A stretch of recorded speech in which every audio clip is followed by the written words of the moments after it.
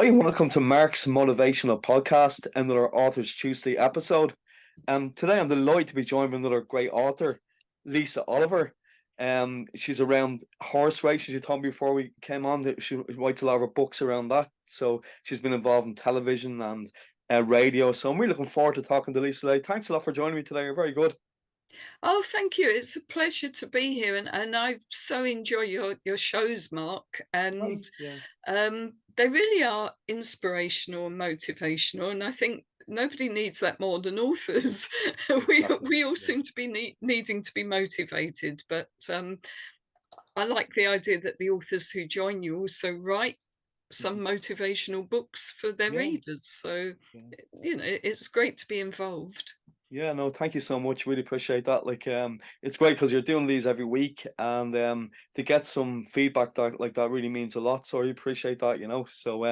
Like, I started this around guts about 3 years ago. So it's unbelievable the amount of authors you meet and different kind of styles of writing.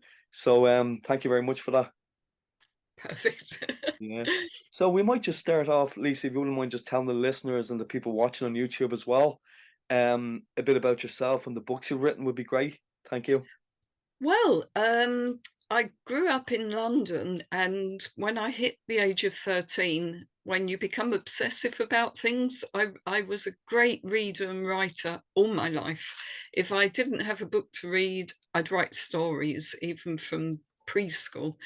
And I read a book called The Brigadier, which was the life story of a racehorse, Brigadier Gerard, Okay. and that just got me hooked. So I became horse racing mad, racehorse mad above anything else. At the weekends, I would go and work at local stables in Epsom, and that just created this passion. So suddenly my writing became all about horse racing. And I wrote a book called Chantilly Dawns.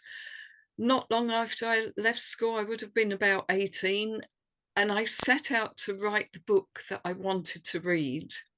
Mhm. And if we're talking about motivation, I always show. I teach creative writing to the ETB, Okay. and I always like to show this, which is the original notebook, which is Chantilly Dawns, Okay. and I wrote this, as I say, when I was about 18. And when I was in my 40s, this got published. Oh And wow. there is absolutely no difference between, oh, I don't know my left from my right on the Zoom, but there's Oh no yeah. difference between the two, Okay. So I like to say it's not this that makes you an author. It's Mm. this, it's sitting down and writing in the first place. Yeah. And I have to thank Maverick House for Chantilly Dawns was rejected and rejected and rejected, and Maverick House took a chance and published it, and it became a #1 bestseller. Oh, So that was brilliant. a huge thrill, and they've since published 3 more of my books. So that was the starting point. Yeah, congratulations. That's great. That's really hats off, that's absolutely brilliant. Great story, success story, because I know exactly like from having different authors I have in the past, send your books out to different publishers and getting the reject letters can be very off-putting. Yeah, Yeah. it is, and like now I understand. I only wrote for myself, so it didn't put me off. I just went ahead and wrote the next book that I wanted to read and the next book. But I do understand how writers would get that rejection slip, get more than one of them and give up, or say change direction and say, well, this is no good, I'm going to change direction. But just do remember that this and this are no different. And Yeah. there's about 20 years between the two of them.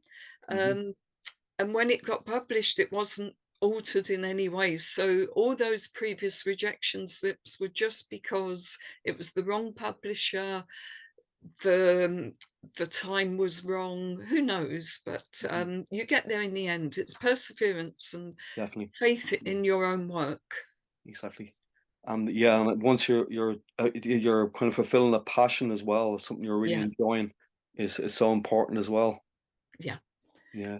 So would you like to maybe talk about that book, the book you've written, give a little description about it would be brilliant.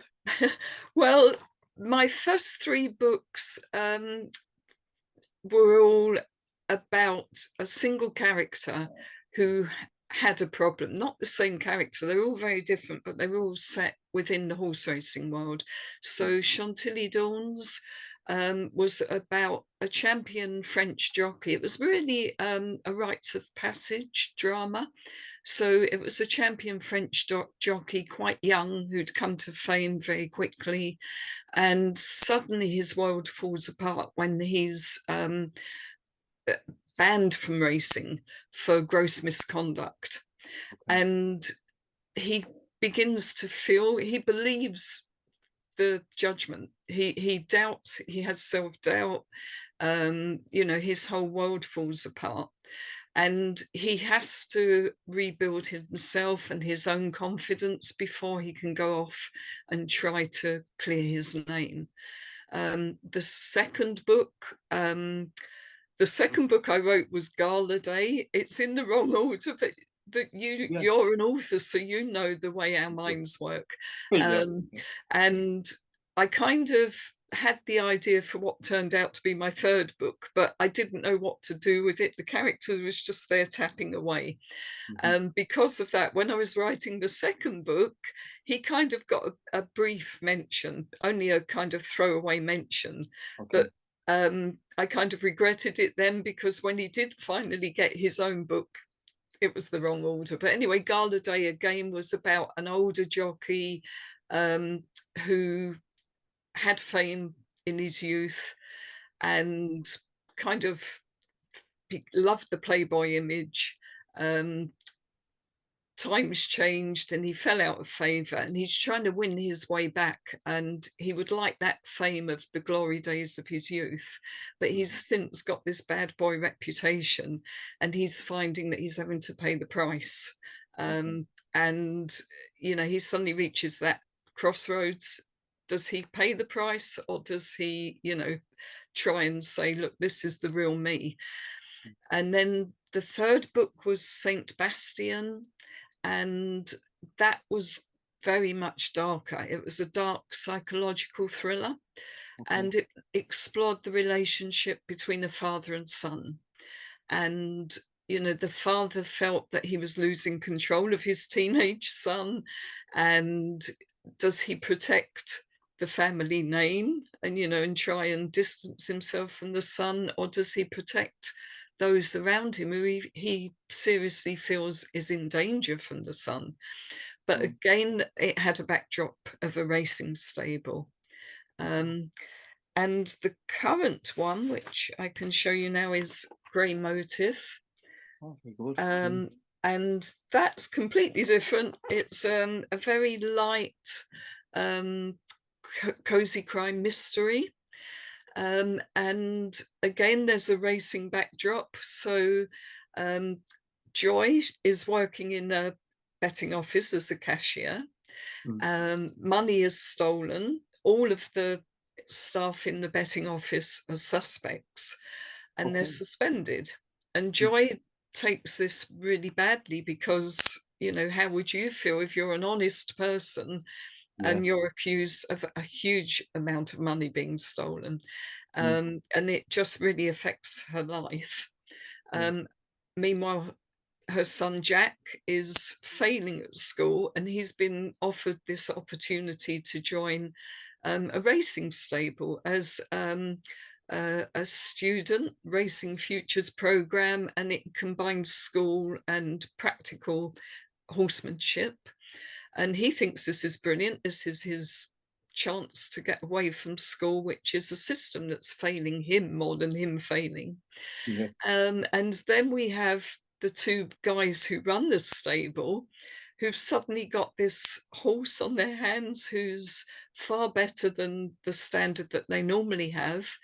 He could be a potential world champion, and they're afraid that they can't afford to keep him. And suddenly the inspector, I've introduced a new character, Detective Inspector Les de Freitas, and he's got no knowledge of racing. All he knows is money has gone missing. Where could it go? And none of the suspects seem to be spending anything. And he has it in his head that perhaps it's being laundered through this very good horse at the racing stables. Wow. So um, yeah, he's come into that, and I liked him so much that I'm already in the process of writing his next adventure. But as I say, it was very different because the previous books were always one hero trying to solve their own problem in their own Yeah. time, and now suddenly as soon as money went missing, I had to involve the police. So I suddenly had a detective in my books, but I really enjoyed it. They sound brilliant, Lisa. Absolutely brilliant. Because I love the different plots the characters are creating. Like that's really really good. Yeah, that's brilliant. Yeah, really good. And can you maybe show a picture of the books? Do you have the books with you just for people to see on YouTube? That I'm gonna Yeah, put this on I mean, YouTube. as I say, this one, whoops, Yeah. I'm not good at cameras. No, that's fine. I So can see it perfect. Yeah. that's the current one that came out in May, which is in all good bookshops and Amazon, Yeah. as they say. Grand. Yeah. This was Chantilly Dawns. It was a #1 bestseller, still on Amazon. I'm not sure if there's paperbacks available now. Maverick House are planning to bring them all out as audiobooks as well. Yeah, I love the covers. The covers are great. Oh, that's Maverick House. They've done a fantastic job. Now, Yeah. this is reflecting the light for some reason, Gala Day. Okay. The the, the cover available at the moment really matches the other two, but each time you get a different version come out, the cover changed slightly. So I haven't got it, but the ebook cover is beautiful. It's similar to grey motif and to Chantilly Dawns, but it's a lovely, brilliant red colour. Yeah. And Saint Bastian is the dark psychological thriller, and you probably can't see, but it's a horse's head Okay. very Yeah. close up, and the eye is quite wild and frightened looking, I can see it kind of coming which through there in the sums camera a up bit. the Yeah. characters Yeah. within the book. You know, there's a great thread of fear and pain running through it. So Yeah, they're absolutely brilliant. Thanks for sharing that, everybody. Lisa. And then if you want to send me on the links to these books as well, I can share them on the show notes as well for thank people you. Thank to you. get them. No, absolutely. And could I ask you as well, Lisa? Did any where did the ideas come from? Was it is it all kind of fiction, or what was it from stuff that happened through the years, being involved in race horsing, like around yeah, horse racing? It is pure fiction, but at the same time, the experiences of a 40-year career involved with horses Yeah. and the things that you see around you happening Mm. generate the ideas. But really, it's the characters. I think of the character first, and the Hmm. character, I get to know them. They move in up here, and Yeah. they're like my invisible friend, and they live with me for a few Yeah. years. Yeah. Yeah. And you get to know their weaknesses, their strengths, but also their weaknesses and their fears, and Yeah. that creates the plot for them. Mm. And the horse racing world is quite easy because there's a lot of problems that they have. Mm. Um, there are mental issues to Mhm. do with having to keep your weight down to under 9 stone, Okay. which for Yeah. men is very difficult. Mhm. So there's a few issues that carry on through everyday life Yeah. that is particularly strong in the horse racing, and I've kind of used those in the hope that people will read them and have a better understanding. Mm. Yeah, because what's coming to my mind by listening to what you're saying there, maybe jockeys themselves that read these books can kind of get some help as well. Am I right in saying that? I hope so. I hope that everybody feels that problems are their own problems, but Yeah. when they read something like this, they might realize that everybody else is suffering it as well. They're not alone, and Yeah. it's no longer, there's no stigma or Mhm. embarrassment in seeking help. Yeah, that's great. Yeah. So like well done, because that's what it sounds like. That message is kind of coming out in what you're saying there. Yeah, good, good. Yeah. And Grey Motif is really about young people Mhm. finding their way in life, and Yeah. part of it is that young Jack goes to this Racing Futures program Mm. and is introduced to stable life for the first time. Yeah. But it's, you know, that does happen. Obviously, they don't, not from school age. When they leave school, they can go Mhm. to jockey school and staff training school. But Mm. in my fictional world, I thought it was lovely to catch people in a vocational school where it's split between the two. And again, I'm hoping that it encourages young people to see that they can go into it. Like myself, I Mm. grew up on a council housing estate, Yeah. never had contact with a horse until I actually went to a racing stable. So, you know, it is possible. It's not an elite sport, it's very much a working class sport, but the elite people own the horses and pay for Yeah, it. exactly. Yeah. No, no, thanks a lot for sharing. Like, they sound really, really good, and it's going to be great for the listeners to. I'm sure they'll be very excited to buy your book. So, definitely when I share them on the show notes, check them out. So that's great. Can I just ask you as well, how long did it take you to write your books? Did it take you long to write these books? About 9 months on average, but Mm. I think all writers will feel the same. You're a year or more juggling the idea and trying to work out what to do with it. And then Chantilly Dawns really did take 9 months. I just sat down, I Yeah. knew what I wanted to write and got on with it and wrote it. Mm. And then Gala Day the same, that was 9 months. Mhm. Then St. Bastian took so much longer. It took about 18 months to actually write it, but I'd written the first 2 or 3 chapters and then thought about it, went away and thought about it more. And it took me a while to get my head around such a dark psychological Yeah. subject matter. Yeah. Yeah. Um, Mm. and then once I hit sort of chapter 4, I kept going, and I do tend to write just a single draft. I Okay. write Mm. and I keep going back and changing it and editing a bit and moving forward, so that by the time I've finished it, I've the final edit really done. Great stuff. Um, That and sounds great. Great idea. Like, yeah, I like that strategy. Yeah. Mm. and this little chap, Nero, the last Caesar, Yeah. he was self-published, or it was self-published Mm. in 2000, because, and that took about 10 years to write. There was so much research involved. Mm. Um, and again, the book was fairly successful. Um, and it was, I read the life of the Emperor Nero from the original Roman authors that were Mm. published in by Penguin. Really enjoyed it, but I found it was very different to the Nero that we know, you know, in popular Yeah. history. So I thought, I'm going to write his biography and correct all the wrongs done to him. Wow. And immediately I began to research it. I then found that 4 other huge academics had already written his biography, and there was nothing new to be said. And they were saying the same as me. Yeah. So I thought, oh, I'll write it as a novel and bring him to life and use his own words. Mhm. And I did that. But of course, it's very niche. And again, other writers probably find that you get so many rejection slips. And then I ran out of publishers. There was no, they all said, it's very good, but we can't publish it. So my husband said, why don't we publish it? Good one. Yeah. Mm. And we did. We went ahead and did it.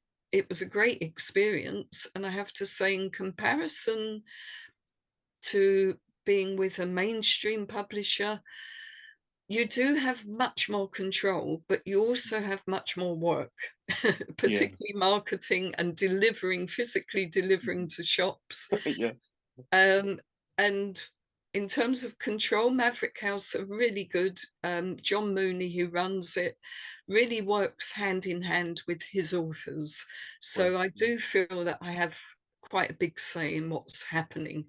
I might not have anything to do with cover design, but I like what he comes up with. And yeah, there's not a big difference between self-publishing and being published, Mm. other than the workload is taken away from you, which is a huge relief. Yeah, that sounds nice. That sounds very nice, yeah. Yeah. But interesting what you're saying there about that book being written so many times, but do you kind of feel as well that everybody has their own spin on it? Because what way you'd write it, someone might read it and enjoy the way you put it. Like, That what? could be it, because I felt that not many people had read the academic works. Unless you're an academic, you're not going to. Yeah. Um, and I thought by writing it as a novel, Mm. um, even though it was pure fact based and I used his own words where I could, Right. it still brought him to life, and it put everything in context. So you met him from birth through to his Wow. very early suicide at a young age, Mhm. and being thrust into power at the age of 16, which he didn't want. He was quite a socialist and he was against the wealthy, and suddenly here he was leading them. And it put everything into context. Mhm. So yeah, hopefully it doesn't put different spin on history, but it does make it more accessible, I Yeah. hope. Yeah, yeah. Oh no, of course, because no, I'm just saying the way you might word it, like, for Mm, instance, I might write a book that's been written by somebody else, and the way that author has put it in their words can mean something to you, you know? yes, yeah, and I've read so many books like that that Yeah, they suddenly touch you.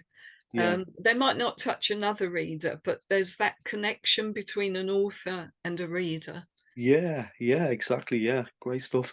Yeah, so that's great. Like, thanks a lot for sharing. A lot of research must have went into that book, like, because that's why it took you so long, really. Yeah, yeah, Yes, yeah, but yeah. you, it's a labour of love, and I hope for writers it always is a labour of love. You know, you're Definitely, not writing because you want a bestseller or you want to exactly. Yeah. reach a particular audience, because the reality is, if you're trying to write something that's fashionable now, by the time you get published, that fashion is long gone. So Yeah. you've just got to set out to write a good book that you Mhm. enjoy. Yeah, that's a great point. Yeah, really good point. Very motivational for people that are listening. So thanks a lot for that, Lisa. That's really good. And as well as that, do you kind of, I know the way you're saying about like the way your structure, like the way you write the books, do you have kind of some kind of structure that you use all the time you're writing, like to write a certain amount of words a day, or what way would you normally do it? Not really. No, my I'm terrible at, if I find the time, I can sit down and just write. But then some days you're not writing; you're staring at the screen, thinking. Mm. That counts. That counts as writing as well. Yeah, I'm yeah. a very slow writer, Mm. but once I've finished, it's finished. Where other people might just write and write and write, just get it down, and Mm. then they go back and edit, and then they go back and edit. So they might finish quicker than me, but we both get to the finishing line at the same time in the end. Yeah. But I follow the characters. So I think of a character, think of the worst case scenario that they have to deal with, and Mm. give that to them. And I kind of have an idea of how it will end, so I'm not wandering around lost, but I Right. just Yeah. follow them. I give them a nudge and I follow them and see where they take me. Yeah. Yeah. So they do the structure for me. But I Hmm. do find that I naturally come to the end of a chapter every sort of 3,000 words.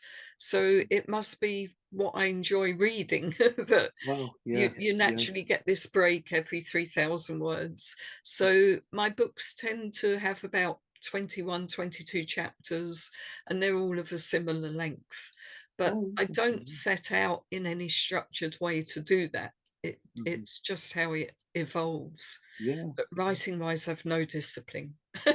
Yeah, yeah. No Well, discipline at all. You know, if I find time to write, I'll write, and then it could be a fortnight has gone by and I haven't because other things take over. But yeah, yeah. I like to think of them all as writing up here.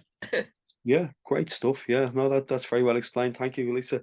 And as well as that, did you ever come a time where you hit a metaphorical wall, let's say, in your writing, like got writer's block, and how did you deal with that yourself?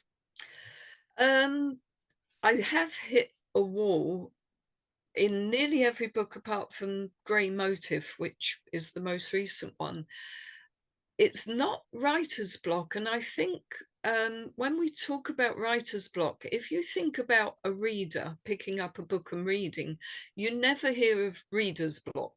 But Yeah. quite often as a reader, we do put a book down because we're bored or we're not Hmm. interested.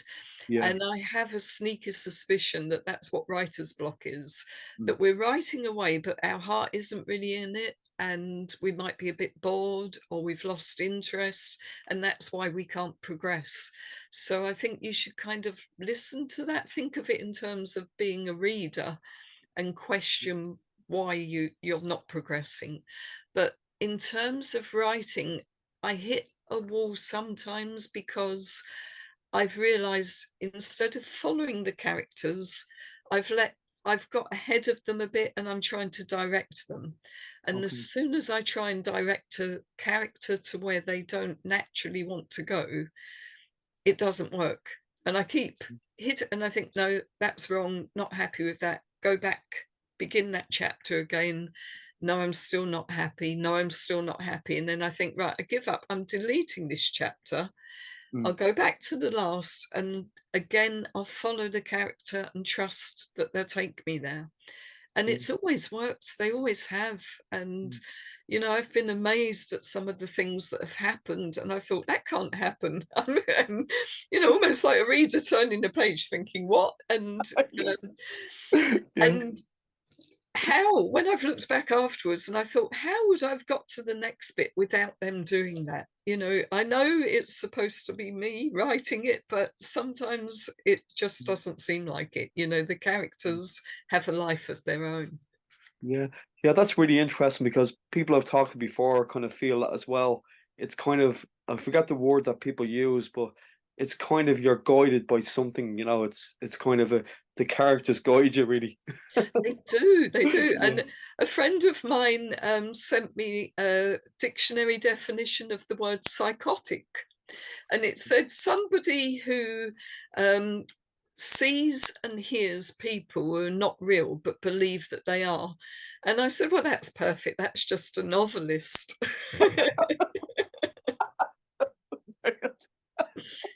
Yeah. You have to be careful to say that too loud in case, just in case. Yeah, I think I'll just cross out the word psychotic and put the word novelist along the top of the dictionary definition. We'll all feel better. Yeah.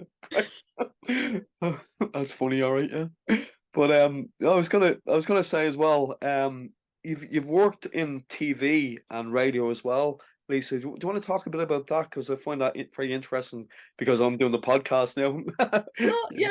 yeah. Well, Yeah. it's funny enough because each time I was caught unawares, you know, really short notice. So the radio, I was working in betting offices in the UK, and the BBC radio would phone up for big occasions like the Cup final, the Grand National, the Derby, Yeah. and just to ask a viewpoint. So it was great. You're just on the phone and you've not got time to be nervous. And literally, the report is done as a Mm. phone in.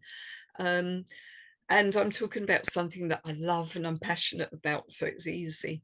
Yeah. And then the television, that was a shock. You know, could you talk to us about Shogar was one for Channel 4, another for Channel 5 and for Tina G, because there was such a big um, mystery surrounding the Shogar and his Oh, yeah, kidnapping. that's right. Yeah. And I knew Shogar, I'd met him when I was quite young and gone to the stables. I knew his work riders. So again, that was something that was quite interesting and not intimidating, because you just had, you don't see the cameras. It's like talking to you and you feel Yeah. quite comfortable. Um, and what used to be uh, TV3, they've since become Virgin Media, Yeah, that's right. that Yeah. they had a morning show. And when the Queen did her visit to the Irish National Stud, they called me in the night before. So literally the night before, said, could you go live on air and report on the Queen's visit to the National Stud? So again, no time to be nervous, no time to panic.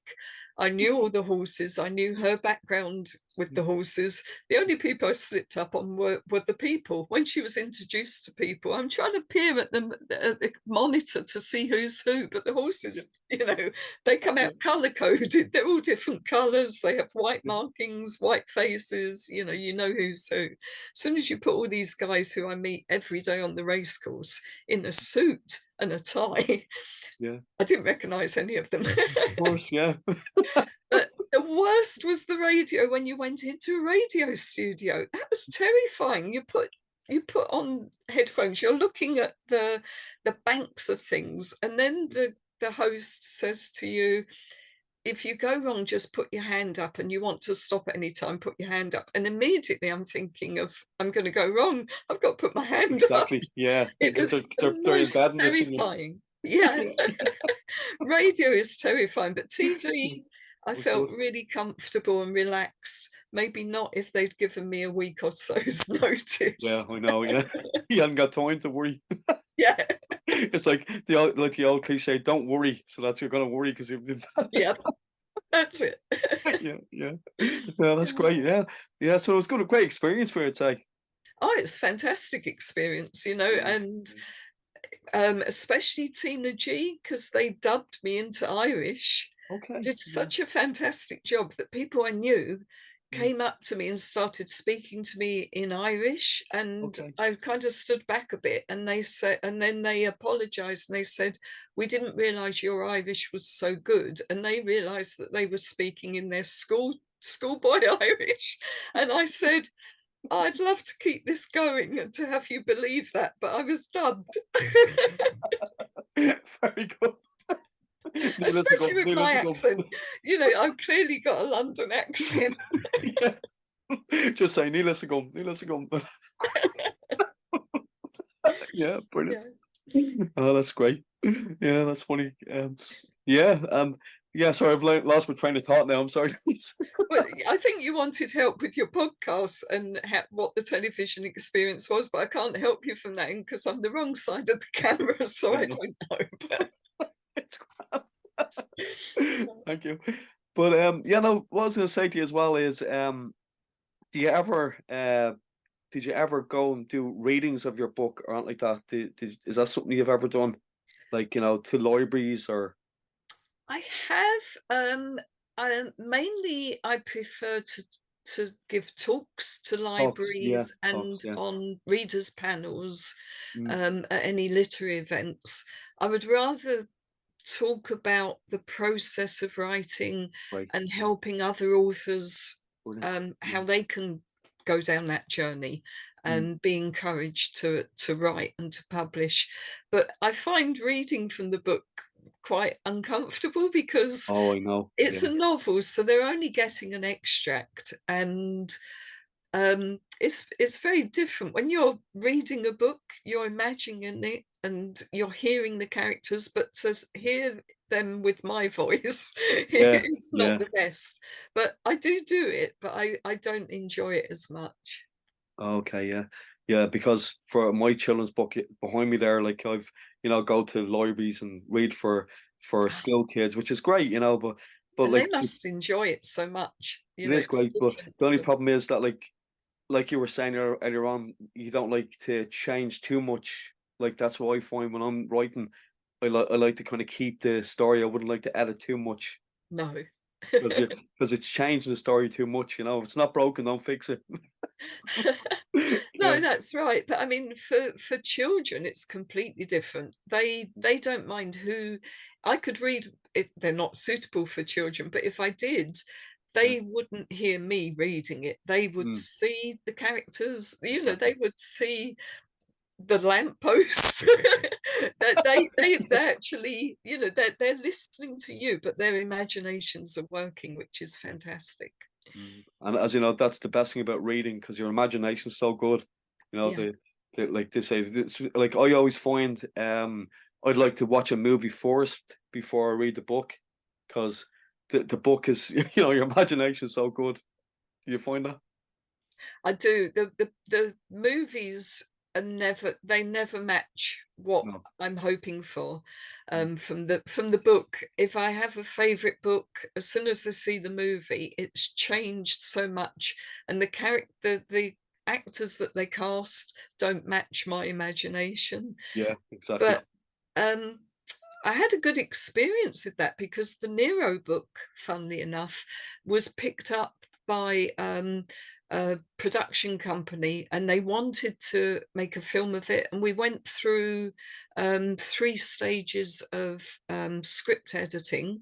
Okay. And it's very, I have sympathy with the movie crowd now because obviously the book, I don't know, it's 300 pages long. I don't know how many hours it would take you to read it. The Yeah. script had to be 90 pages. It had to be an hour and a half movie. Mhm. And they said, if you think about a book, you pick it up when you want to, you sit down comfortably with it. Yeah. In the cinema, you've got no choice. You're going in at a particular time. You're Hmm. not sitting particularly comfortably. Yeah. They need to entertain you for an hour and a half. 90 minutes is all you get. Yeah. So they changed everything. Nero's mother was killed quite halfway through his life, but they said, no, she's such a great character, keep her to the end. And I said, you can't do that. That's not history. And they said, people don't go to the cinema for history. They can read the book for history, entertain them. And once I got my head around that, it was just brilliant. You could change history, you could do whatever you liked. And we Yeah. came up with a really entertaining script that was nothing at all like the book. Okay. Great fun to do, but it was also high budget, and the Irish Film Foundation couldn't do it. Oh, that's a It pity. went to, they took it to Los Angeles, and it was very exciting. I didn't go, it went. Okay. But they couldn't get backers for it, and it died a death. But Ah. nevertheless, to see that process, I will never complain again Mm. about a favorite book being murdered by the Okay. cinema Yeah. Yeah. because No. I can see that they've got a different angle to it altogether, and it's a fun process. That's very interesting. Yeah, yeah. It's even like for screenplays, like, you know, for plays like the that happen in the Gaiety of Oh books and all yeah, that kind of stuff. So that would be something similar, like really, wouldn't it? it would. Again, they've got to think in terms of entertaining their audience, Yeah. whereas an author, you are trying to entertain them, but Mm. you can take your time. They can pick Yeah, it up, read it before they go to bed, read it the next day. There's that lovely length of time that you have with your definitely. reader that Yeah. a script writer doesn't have with their audience. Yeah, no, yeah. Well, hopefully it might happen again at some stage, maybe I a hope so. play or something like that. Like that would be, is that something you'd be interested in, maybe giving it for a screenplay or Oh, I'd something love that's with to. it? I'd love to see it back Yeah, on again. But hopefully, yeah. it's the right time in the right place, That's and exactly it. Yeah, yeah. you don't give up. I've got No. a lot of life left, so I hope so. It Oh, could fingers happen in crossed. No, my the best of luck with it. lifetime. Great. Sounds great idea. Yeah. Yeah. Brilliant. Yeah, yeah. And how did you find writing during COVID like that that time frame? Um, it was brilliant actually because I loved the whole COVID thing, and I'm sure a lot of writers are saying the same thing because Yeah. we're naturally hermits. We Yeah. don't kind of mix either, probably because of that definition of psychotic novelist. But Yeah. um, so I just loved the fact that I could stay at home and not have to find an excuse not to Mm, go out. You know, you weren't letting people down. You had more time. Um, yeah, it was great for the creativity, but mm. at the same time, work-wise, I was writing for the training magazines Okay. and I wasn't meeting trainers. So I didn't have an ear to the ground. So I couldn't for their professional magazine that needed to keep them in touch and needed to keep them update with what was going on. It Yeah. was a disaster Oh because we God. Yeah. didn't know the topics, we didn't know what was going on and what we could help them with. But Mm, for fiction, it was perfect. mm. Oh yeah, yeah, good stuff. And is that something you're doing still? Is with the magazines? Are you still It is, but I'm trying to take a back seat. So Okay. I'm just trying to cut that back more and more and more, Yeah. to Okay. Yeah. concentrate more on home life Yeah. and writing, you know, fiction. Yeah. So, Yeah. yeah. Mm. Oh, great stuff. Yeah, brilliant. No, thanks very much for sharing that. Could I ask you as well, Lisa, what kind of keeps you motivated in your writing as well? Because the team motivation. Yeah. Um, I guess it's feedback like this, hearing from readers that they've enjoyed it Yeah. and realizing that the characters that I've invented for myself as my imaginary friends are Yeah. now somebody else's friend, and they're going out into the real world. Hmm. They're meeting other people and they're making a difference to people's lives. You know, that's lovely.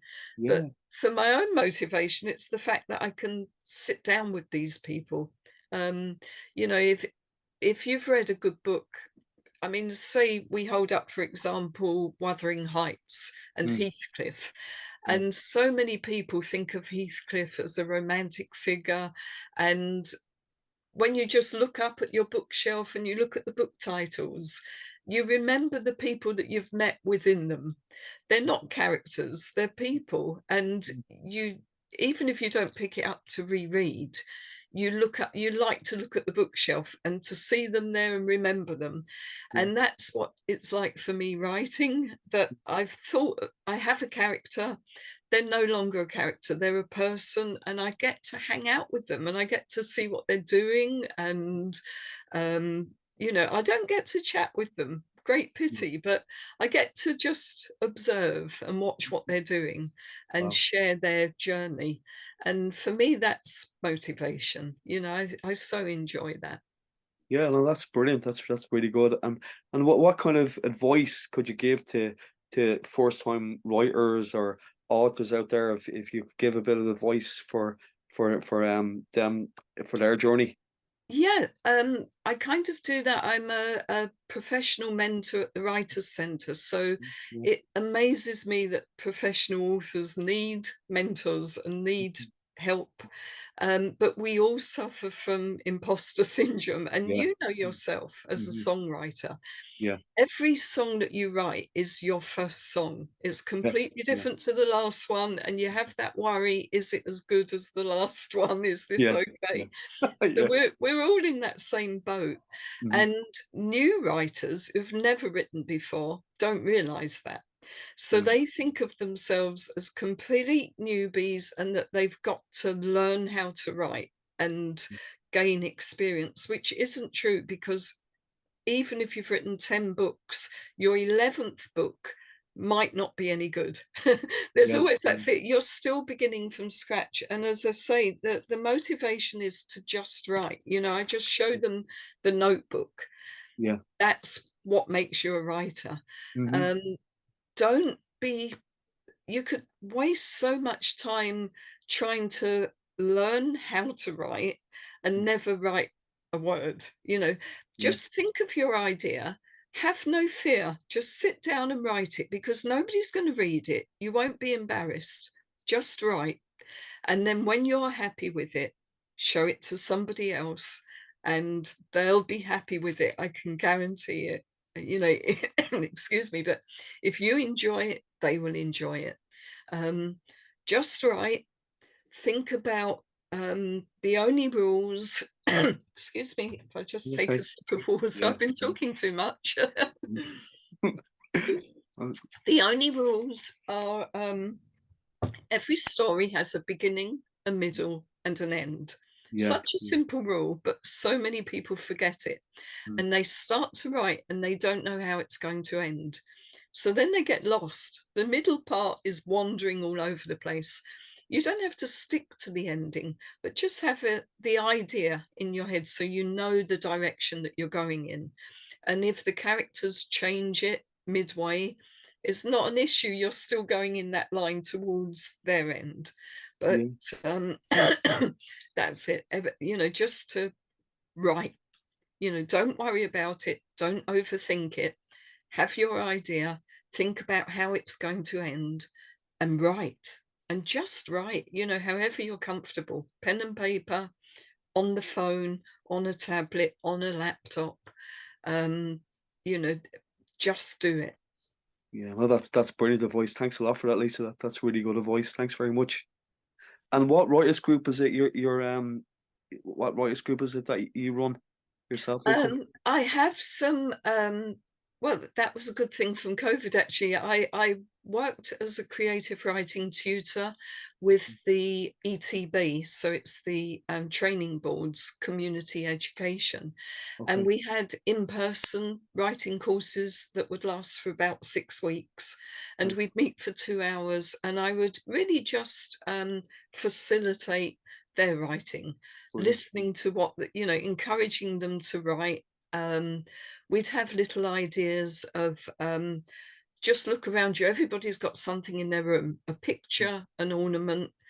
If you've never written before, just sit down and describe a picture or an ornament in your room. Describe it in detail, then describe how it makes you feel, what memories it conjures up, who gave it to you, how you got it. And the next thing, you're carried away and you're on a tangent and you're writing about great Aunt Lucy or somebody like that. Yeah, yeah. It's a great way to get people started to write. And as I say, we just had groups of classes run by the ETB that would have like a 6 week period and end, and then people are on their own then to go away and write.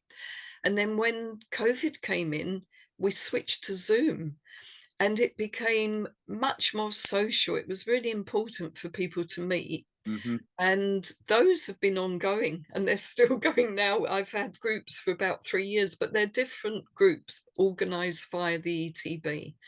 And I also have a wheelchair association group. Oh, good. And the Carlo Wheelchair Association have just produced on their own their fourth anthology of work. So it's their fourth book as a Brilliant. fundraiser, and they did everything themselves. They edited it, they published it, they went to a local printer in Carlo to do it. So, it's there we are. For anybody watching this who says, I'd love to write a book, you can Yeah, just do not it. stopping. Yeah. No, that's great. That's really cool because I'm something similar to you. I got involved in a writers group myself, the Irish Ink Slingers, during COVID, Oh, yes. where like you work off prompts every Saturday for Yeah, 30 minutes, and the stories that come off the prompts are absolutely brilliant. The characters you get. yeah. And even though you could give 10 people the same prompt, Yeah, the following week you get 10 totally different stories. Yeah. yeah, it's great. Really is great, isn't it? Yeah, Yeah. yeah. And I know I've heard of the Ink Slingers, all right. They're a fantastic group. Yeah. Yeah, yeah. I had one of the coordinators, Harry Brown, on the podcast recently. Yeah, it's a good podcast as well. Really good podcast. Yeah. I think I missed Harry's, but I know him from the Writers' Centre there and pre-COVID anyway, meeting him. So, yeah, you know yourself that a community of writers is important because it Mm, is very lonely. definitely. We Yeah. are hermits. We do suffer from self-doubt, and to meet with other writers and to share your work is so important. Definitely, definitely. No, that's great, Lisa. Thanks a lot for sharing all this. Brilliant. And can I just ask you a few of your favorites as well? Favorite. Do you have a favorite author or favorite book? It probably doesn't have to be the favorite, but any that comes to mind yourself. Ah, yeah. Well, it would have to be The Brigadier by John Hislop because that's that shaped my life. Up until that point, I was reading everything in the library that had a picture of an animal on it, and it just happened to be a picture of a horse, and suddenly I was horse racing mad. You But won't. what I love to binge read new authors. If I come across a book that I really enjoyed, and then I just binge read all of Yeah. their every book that they've got. And particular favorites would be John Green, Yeah. Terry Pratchett, of course. Mm, I just yeah. love Terry Pratchett, the humor, but also the serious side. You know, Mhm. the great parody of real life. Um, an American author that people might not have heard of, A. Lee Martinez. So I don't know what the A stands for, but it's very mysterious. A. Lee Martinez, and he writes just it's fantasy, but it's not fantasy. So it could be Yeah. like everyday life, like you and I sitting here, but Mm, there's also goblins within our society, and they're, you know, how they have to deal with life, or gods that are actually real and walking among us, you know, like the Roman and the Greek gods. And they're really funny, the humor, but yeah. again, the serious aspect that makes you think about how we treat other people. Hmm. Yeah. Um, so yeah, that's it. John Green, Aileen Martinez, another fantasy writer, Sebastian de Castell, I enjoy, Good. um, Yeah. Yeah. and obviously Dick Francis had a huge impact when I was growing up. So yeah, Yeah, great stuff. Yeah, and so like that would be a big inspiration to you. Obviously the horse racing. oh yeah, in my formative years, I got Yeah. very cross with him because he only wrote about national hunt racing, which was the Okay. jumping over the fences, and all his Yeah. characters had pots of money, and Yeah. oh, if you punched one in the face, they would just describe it as boring and hit you back. Yeah. Whereas the people I know would run away.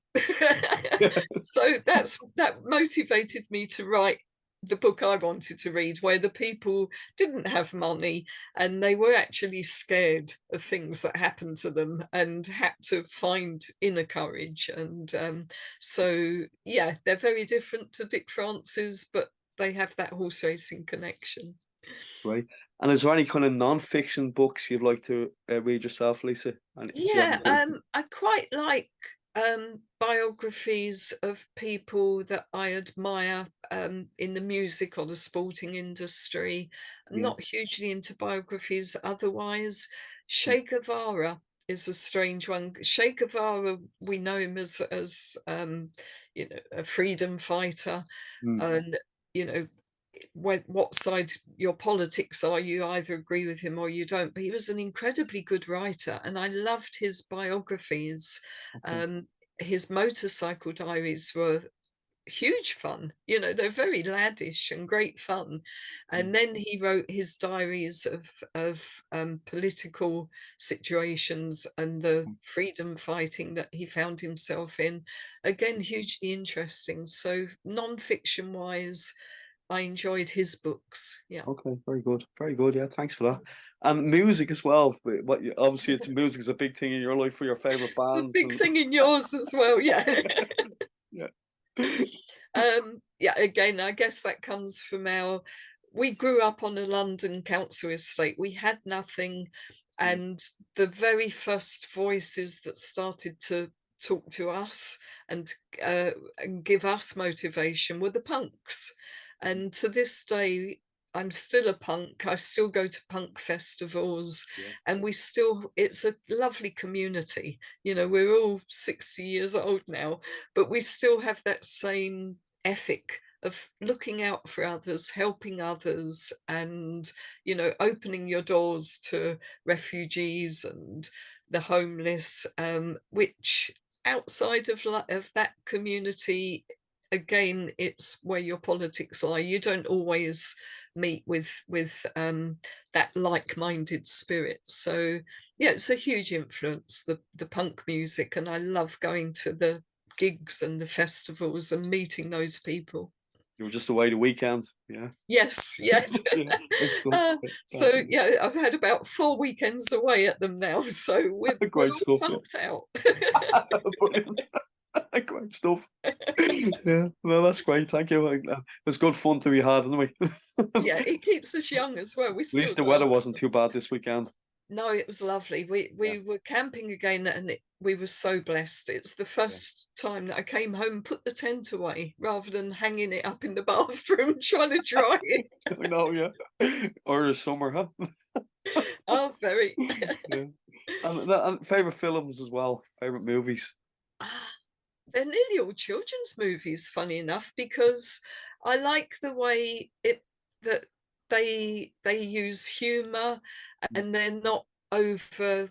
They don't have this moral message that some of the big American blockbusters have. You know, you sometimes watch a blockbuster and you feel you should have turned it off half an hour before it ended, Yeah, as they tie up all the ends. So I love films. Gosh, I wasn't expecting that, and now I loved The Pirates in an Adventure with Scientists. oh yeah, Such a yeah. great film, and I went out and bought the books, and the books are really for adults. They're Hmm. like children's books for adults, and Oh yeah, really yeah. enjoyed them. Um, what's it, Monster House? I thought that was a great That's a great Halloween film. Yeah, movie. the kids love that. um, Yeah, yeah. and I've probably got some favourite films there that I'm completely forgetting about, but It in doesn't the just main, I love comedies, comedies anything are that great. just Yeah, makes me laugh and takes you out of your daily life. definitely. Yeah, I'll agree with you. That's a good list. Something similar to my own. Thank you. Yeah.